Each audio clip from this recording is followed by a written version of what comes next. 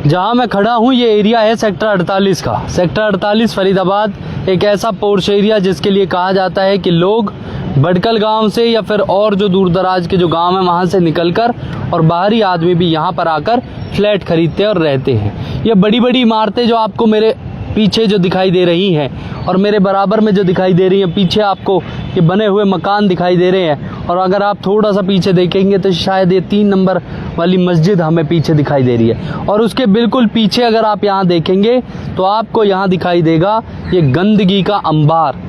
ये अंबार इस सड़कों पर आप समझिए कि डेंगू और मलेरिया की जो बीमारियाँ जो फैलती हैं उसका जो मुख्य रूप से जो कारण होता है वो कारण होता है जल भराव।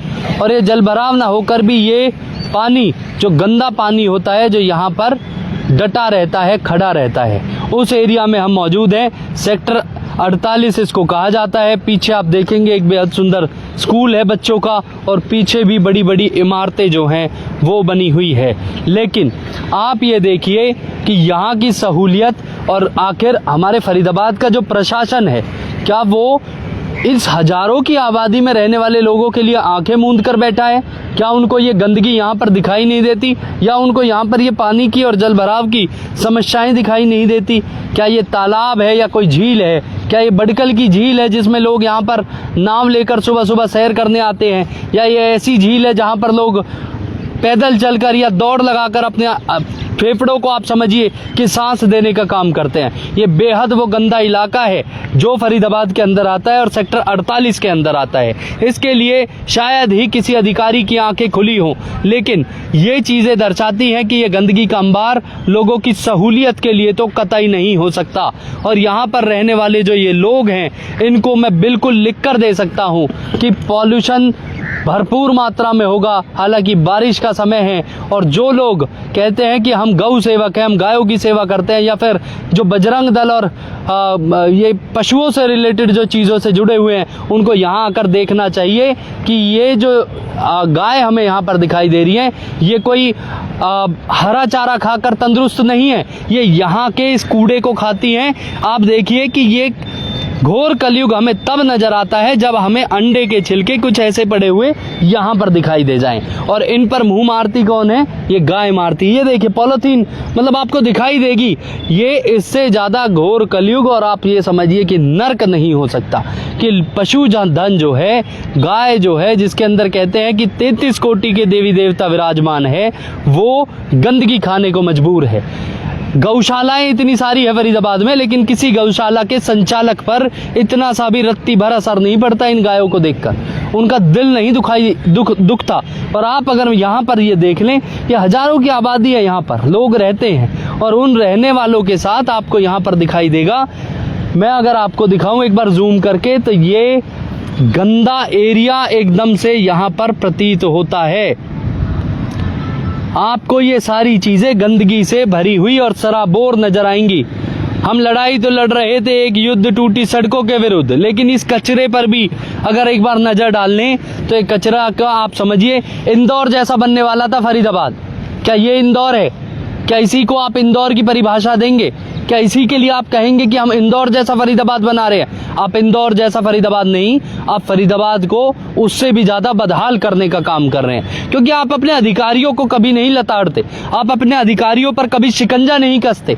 उन ठेकेदारों पर जो गंदगी को उठाते तो हैं घरों से, लेकिन लाके ऐसी जगहों पर डाल देते हैं जो खुले में, जहाँ पर ये चाहे वो जंगली जानवर हो या फिर पशुधन हो या फिर ये कुत्ते हो, ये इन सब चीज़ों को खाने को यहाँ पर मजबूर है, क्योंकि भूख तो मिटानी होती है। भगवान ने पेट दिया है तो भूख तो मिटानी पड़ेगी, लेकिन आप ये गंदगी खिला रहे हैं इन सबको। और इसके साथ ही यहाँ की जो आबादी है, इतनी सारी आबादी, वो सारी आबादी क्या करती है? वो इस गंदगी में रहने को मजबूर है। एक बेहद सुंदर एरिया है ये। ट्रांसफार्मर आप देखेंगे, उनकी तारें आप देखेंगे, अगर यहाँ पर पानी थोड़ा सा भर जाए तो किसी की भी जान माल को नुकसान हो सकता है। लेकिन उंगलियां किस पर उठेंगी? उंगलियां उठेंगी कि उसकी कर्म में लिखा था, उसके साथ होना ही ये था। लेकिन हमारी क्या एक बेसिकली ज़रूरतें हैं, उन ज़रूरतों को आप पूरा कैसे करेंगे। अगर आप सरकार के प्रतिनिधि हैं और आप मेरी इस खबर को देख रहे हैं तो कृपया इस पे संज्ञान लें।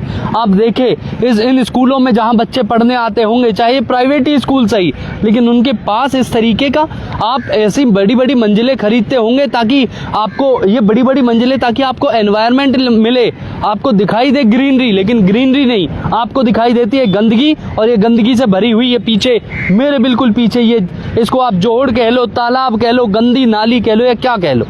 और ये वो जीव जो यहाँ पर आपको दिखाई दे रहे हैं सभी वो हैं, चाहे किसी का पशुधन मर जाए या कुछ भी हो, वो यहीं पर पड़ा रहता होगा। कोई इन सब चीज़ों की तरफ ध्यान नहीं दे रहा। ध्यान किसका जाएगा? ध्यान जाएगा हमारा और आपका। और जब हमारा और आपका जाएगा तो सरकार के प्रतिनिधियों का जरूर ध्यान जाएगा। लेकिन मेरी आपसे एक बार विनती है, इस हजारों की आबादी में रहने वाले इन लोगों के लिए कृपया करके यहाँ आके संज्ञान ले। आप एक तरफ व्यवस्था करते हैं स्मार्ट सिटी की और दूसरी तरफ आप व्यवस्था जो है उस पर पलीता लगा देते हैं बड़े बड़े अधिकारी। फरीदाबाद का प्रशासन इस ओर ध्यान क्यों नहीं देता? क्या राजनीतिक गलियारों से हटकर क्या आप कभी मूलभूत सुविधाओं की तरफ ध्यान देंगे? क्या आप राजनेताओं की गुलामी करने से बेहतर है कि क्या आप उस आम व्यक्ति की गुलामी करोगे जिसके टैक्स से आपको सैलरी मिल रही है? ये हर एक उस अधिकारी के लिए वीडियो है जो चाहे वो एमसीएफ में है या फिर वो एमसीएफ की किसी बड़ी गद्दी पर बैठे हैं। कृपया करके आइए सड़कों पर और देखिए इन मूलभूत सुविधाओं को, देखिए इन जीवों को। इनकी आत्माएं आपको गाली दे रही होंगी और इन गालियों को खाने के बाद ना इस लोक में और ना परलोक में आपको कहीं शांति नहीं मिलने वाली। कृपया करके इस ओर ध्यान दीजिए।